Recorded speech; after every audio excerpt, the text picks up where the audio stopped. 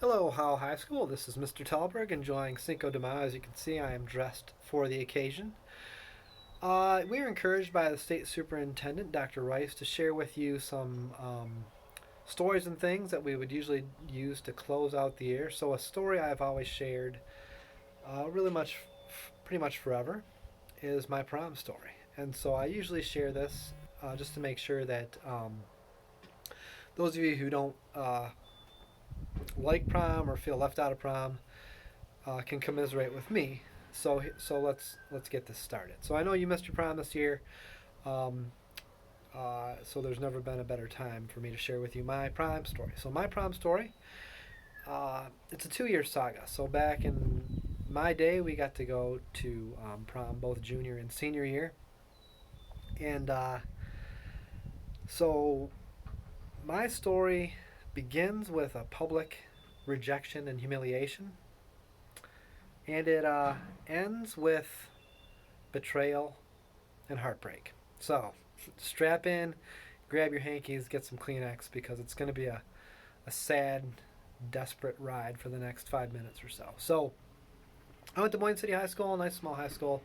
Loved my high school, and it was my junior year. And I was in a classroom. We weren't doing a whole lot that day, and my teacher, who was also my tennis coach, Mr. Rice, decided to go through the room. This is a couple weeks maybe before prom, and ask each person who we're going to prom with. Tears are starting to flow already here.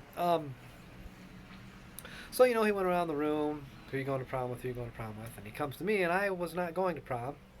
Didn't have a date, and I just didn't plan to go. And so I say, "Hey, Mr. Rice, I'm not going to prom." Mr. Rice doesn't let it go. He says, "Well, Talberg, you got to go to prom." And so this is, of course, like I said, in class in front of everyone. And I'm like, "No, Mr. Rice, I'm good. I can't get a talk. It's too late.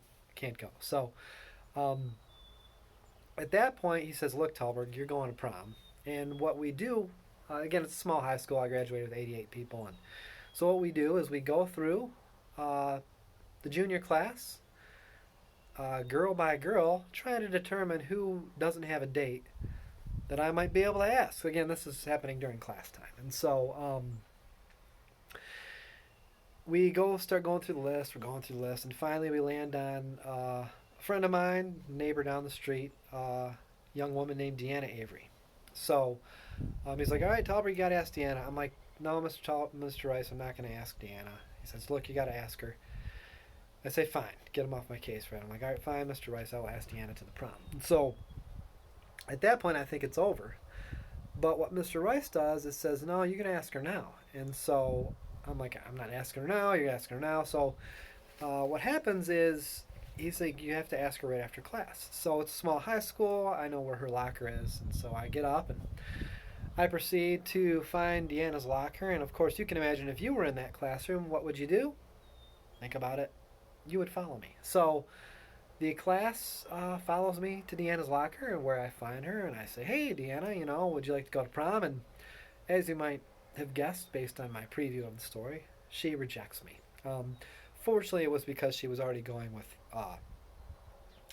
with someone else, this guy named Tommy Miller. That didn't get reported to the intel that we went over in class to try to determine who was eligible for being asked. So anyway, that was the end of my junior year. But like I said, it was a 2 year saga. It only begins with rejection, ends with betrayal. So let's get to senior year. Senior year, I'm in a way better place, right? I've got a date lined up, getting ready for prom, got the tux lined up. We know where we're going out to eat, going to the dance afterward, all that kind of stuff. And then, all that. So I'm going with a woman who actually still is currently a friend of mine. Our kids play together regularly. Um, and so, we go to prom and everything's good, having a good time, go to the dance, and then we go to an after party. And um, I'm with a friend of mine.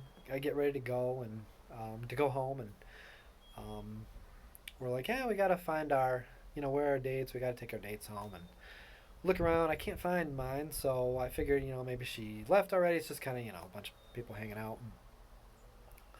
And so I go home. School year ends, and I don't know. as far as I know. It was just a, regular old prom. And I come to find out the following fall, when I'm a freshman in college, that it turns out that she was missing because she was um, together with my one of my close friends from high school, actually my doubles partner from Boyne City High School. So, you know, um, the point here is that if you miss prom, don't worry about it. It's not it's not all it's cracked up to be. So I hope you enjoy the rest of your spring. I hope you guys are all hanging in there. I'll be enjoying some tacos this evening. As you can see, I'm getting ready for that. And I'll touch base with you later in the year. The other closing thing I will do is give you some parting advice before you graduate from high school. Um, it's pretty simple, pretty straightforward. I might have even mentioned already, but we'll save that for a couple weeks from now. So hang in there. Take care of yourselves, and I look forward to somehow touching base, connecting with you in the near future. Adios.